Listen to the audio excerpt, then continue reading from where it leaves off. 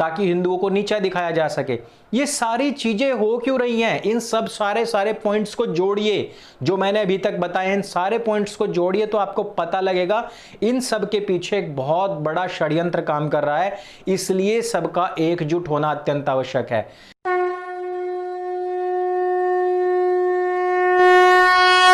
नमस्ते दोस्तों, आप सबका स्वागत है एक बार फिर से आपके अपने YouTube चैनल सत्य सनातन में।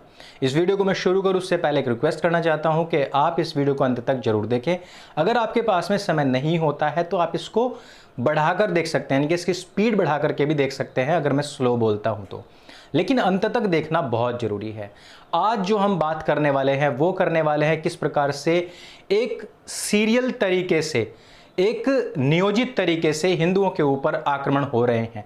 आज हम बात करने वाले हैं जिस प्रकार से हिंदुओं के ऊपर लगातार आक्रमण हो रहे हैं, उनकी संस्थाओं के ऊपर आक्रमण हो रहे हैं, इसके विषय में। जिस प्रकार से हम देख रहे हैं कि पालघर में एक बार फिर से साधुओं के ऊपर हमला हुआ है, मंदिर को लूट लिया गया है। संभल उत्तर प्रदेश में एक बार फिर से वहां पर हमने देखा कि 2 पुजारियों को मार डाला गया है, ये आज की घटना है। जिस प्रकार से इस्कॉन के खिलाफ सुरलीन कौर शिमारू, जो आपने कंपनी भी देखी है जिसको फिल्म बनाती रहती है, उसने बहुत ही आपत्तिजनक शब्दों का प्रयोग इस्कॉन के खिलाफ किया है। जिस प्रकार से जो मीडिया है, हमारा प्रिंट मीडिया, वो मुस्लिम तांत्रिकों को हिंदू तांत्रिकों के रूप में और उनके वेश में दिखाने का प्रयास करता है इन सब के ऊपर। जब जब हम इसके खिलाफ आवाज उठाते हैं, जब जब भी हम इसके ऊपर बोलते हैं, आप लोगों को जागरूक करना चाहते हैं, तभी तभी हम इन लोगों के टारगेट पर आ जाते हैं। और आप देख भी रहे होंगे किस प्रकार से हमको एक मुश्त तरीके से सब लोगों ने टारगेट किया हुआ है। लेकिन इस बात के लिए कृत संकल्पित हैं हम कि स्थिति कुछ भी हो, फ्रीडम ऑफ स्पीच का ठेका सिर्फ इन लोगों के पास नहीं है। अगर हमको भगवान ने जबान दी है, अगर हमारा देश एक सेक्युलर कंट्री है, तो हम खुल करके बोलेंगे और उस हर चीज के ऊपर बोलेंगे जो हिंदुओं के ऊपर आक्रमण करेगी, जो उसकी विचारधारा को तोड़ करके उनको कन्वर्ट करने का प्रयास करेगी। सबसे पहले हम बात करते हैं इस्कॉन की। इस्कॉन ने एक FIR दर्ज कराई है सरलीन कौर के खिलाफ, शिमारू कंपनी के खिलाफ। और इसके बारे में देखिए, उन शब्दों को मैं यहाँ पर बोल नहीं सकता हूँ जिन शब्दों का प्रयोग सरलीन कौर ने किया है, लेकिन इसमें एक बहुत अच्छी बात आई है जब उन्होंने अपनी FIR को अपने जो उनका अपना आधिकारिक पेज है उसके ऊपर प्रिंट करके प्रस्तुत किया। तो उसका जो सेकंड पेज है वो मैं आपको पढ़ करके सुनाना चाहता हूँ कि इस्कॉन की तरफ से क्या लिखा आया है, वो आप सबको सुनना चाहिए। If you want to destroy the civilisation of a nation there are 3 ways. तो सबसे पहला इन्होंने क्या बताया है कि destroy their family structure. Number 2 पे लिखा है कि destroy their education system. Number 3 है lower their role model and references. जो उनके रोल मॉडल हैं और रेफरेंसेस हैं उनको आप लोअर कर दीजिए और उनका एजुकेशन सिस्टम जो है पूरी तरीके से तोड़ दीजिए, और जो उनका फैमिली स्ट्रक्चर है वो पूरी तरीके से तोड़ दीजिए।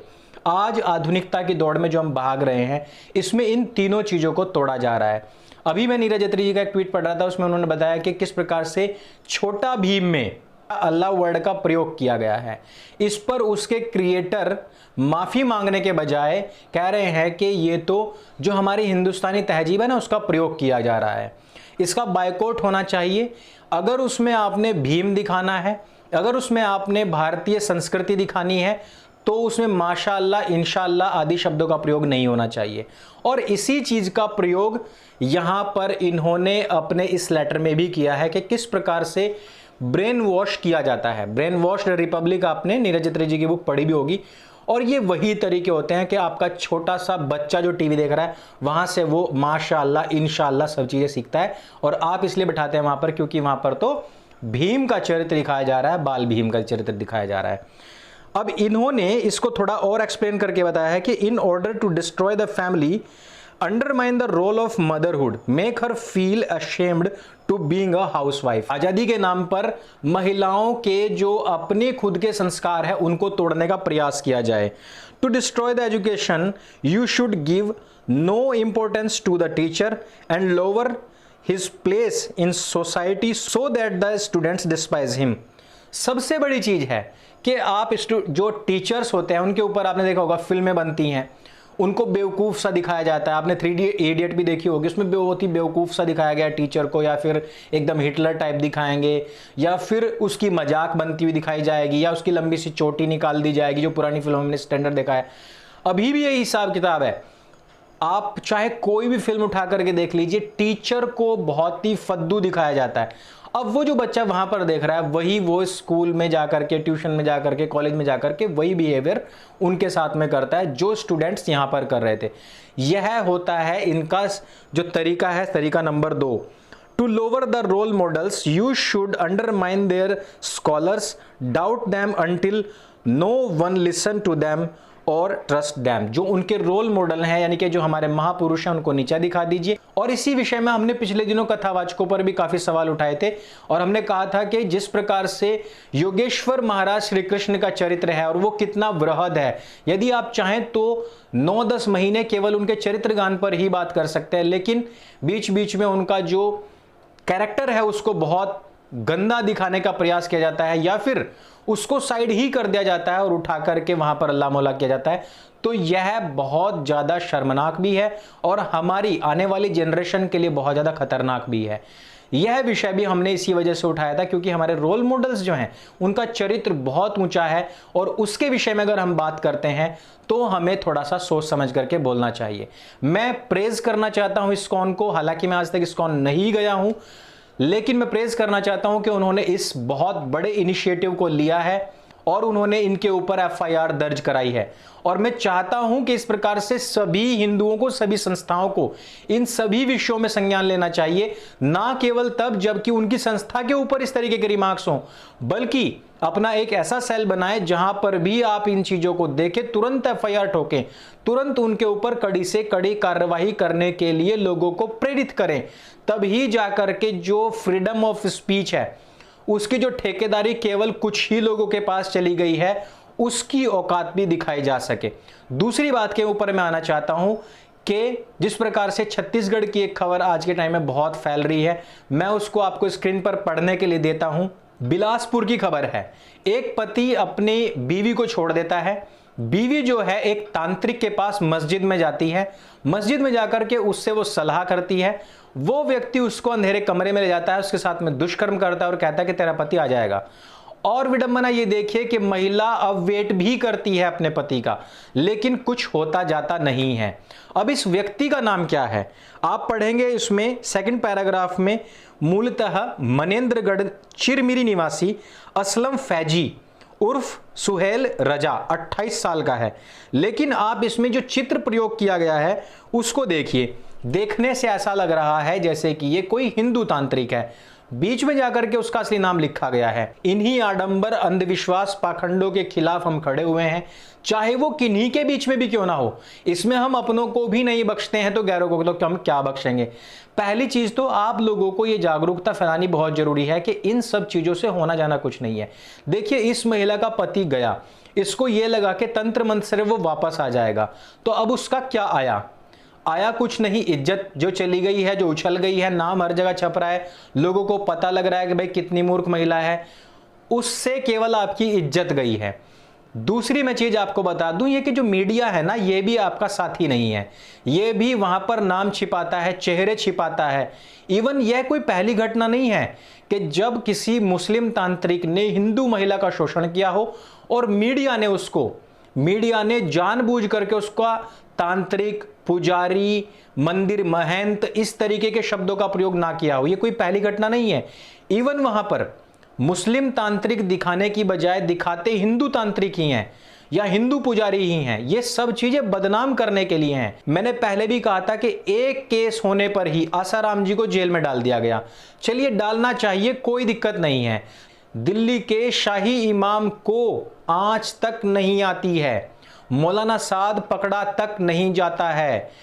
ख्वाजा मोइनुद्दीन चिश्ती के जो खादिम थे, जिनके ऊपर सैकड़ों लड़कियों के साथ दुष्कर्म के आरोप थे, वो अभी भी खुले घूमते हैं, उनके ऊपर कोई सजा नहीं होती है।